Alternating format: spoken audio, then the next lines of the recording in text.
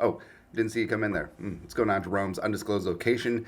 Short on sleep, long on opinions, and Minnesota Fine Vikings stood pat at the NFL trade deadline. And I know that we had the pie in the sky, grandiose visions.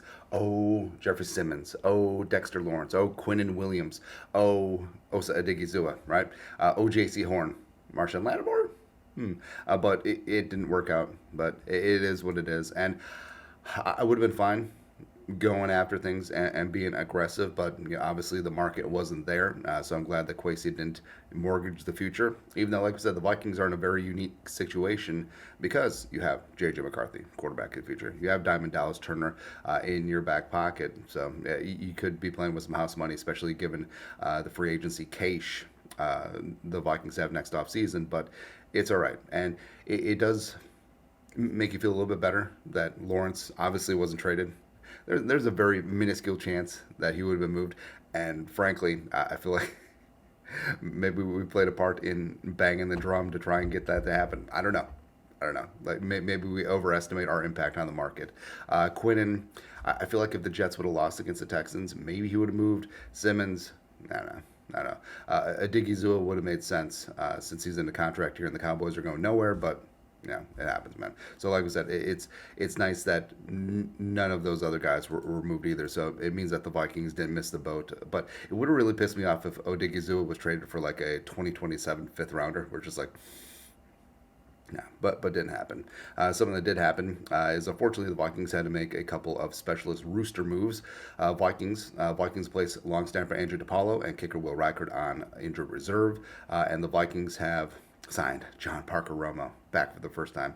A Vikes fan page. The Vikings worked out kickers Tanner Brown, Randy Bullock, Andre Tristan Vizcaino, and John Parker Romo today. Minnesota ultimately decided to go with Romo, who had to compete with Reichard in the spring. So you have a kicker that has some familiarity with Coach Daniels and company, and you're good to go in that regard. Also, the long snapper McQuaid that they brought in to replace Andrew Paulo as he's on injured reserve has some crossover with the Rams and Cowboys, with the Rams with Kevin O'Connell as well as Coach Hatt with the Rams and the Cowboys, which is good. And DePaulo having hand surgery as well as Reichard having that quad. I mean, in the short term, it sucks. Obviously, losing two high caliber players. DePaulo is an all pro long snapper, and Will Reichard making his case to be a special teams rookie of the year, which I don't think is an award. It should be, right?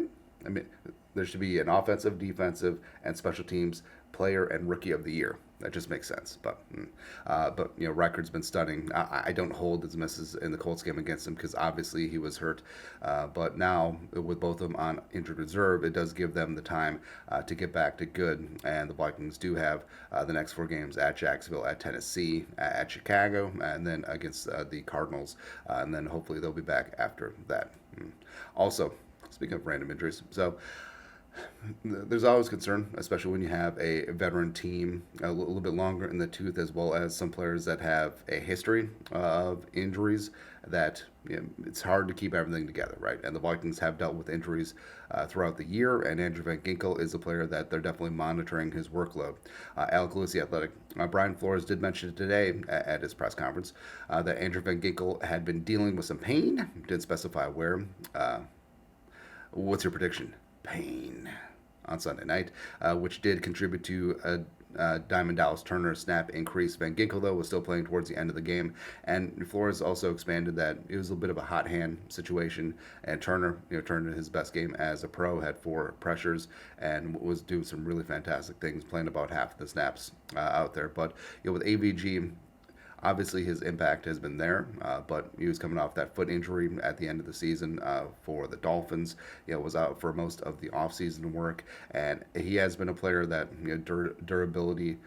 You have to watch it, right? And the Vikings have done a very smart thing in being proactive in dialing back his practices, as well as there's been spots where, like the first game against the Giants, he had the pick six, which was great. He actually sat out most of the final quarter because they want to be overly cautious, which I'm perfectly okay with. And it makes sense not running these veterans into the ground because you want them fresh late in the season. You want them fresh into the playoffs. And it's just another one of those spots where AVG being sat down out of precaution and Diamond Dallas Turner next man up mentality Got to go from there. That's right. Speaking of the edge, Jonathan Greenard is so good, man. Alec Lewis again.